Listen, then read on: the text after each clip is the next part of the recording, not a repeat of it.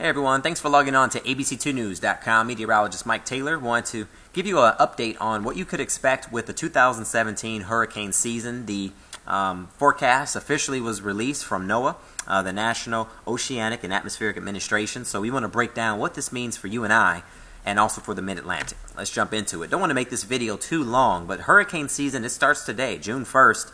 And even though it starts today and over the next 6 months, a hurricane will be fair game.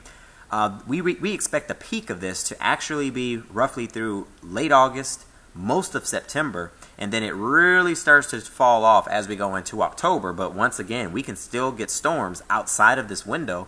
In fact, we've already had Arlene this year, which formed before the official start of hurricane season. So this is a perspective of averages, not necessarily a hard, fast rule. So now that the season is officially here, this is the forecast. 11 to 17 named storms are expected. Average number 12. And when we say named storms, we're talking about tropical storms.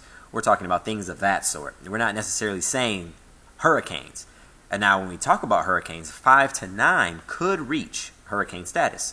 So 2 to 4 of those could reach major hurricane status. So out of those 11 to 17 named storms, we're only expecting 5 to 9 of those to become hurricanes, or 2 to 4 to be major, talking category 3 or higher. Now, let's go beyond this and let's break this down for you. If you look at the 2010 active season, look at all these hurricane tracks. In fact, forget named storms. We had 12 hurricanes in the Atlantic during the 2010 season. But look at that. Despite all these hurricanes, no landfalling hurricanes for the United States. And that was an active season. Let's show you another one. This is 2012. Once again, loaded with storm tracks, but there's a difference with 2012. If you look closely, in fact, you're probably hearing 2012. That sounds familiar. Sandy. All it takes is one storm, whether it's an active pattern or a below average pattern, to cause problems, especially if that storm hits a densely populated area like Sandy did.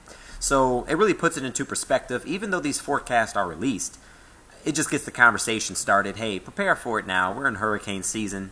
We could get one storm that can cause problems, and if it happens to be where you live, make sure you're ready for the worst. But as usual, prepare for the worst, but hope for the best. As far as the last 15 years, these are the storms that have affected us. And as you can see, Maryland is no stranger to hurricanes. Isabel, Sandy, Jean, Ivan, Francis, Fran. A lot of these storms probably ring a bell. You probably know what you were doing when these storms hit. So it just shows that we're not immune to them. So yeah, today marks the first day of hurricane season and a good reminder to prepare for the worst, especially if we're affected by some hurricanes during this year. Hopefully not, but yeah, the season is here, so we'll have to keep an eye to the Atlantic Ocean, no doubt, and the tropics. Hey, thanks for joining us here at abc2news.com to get your forecast information.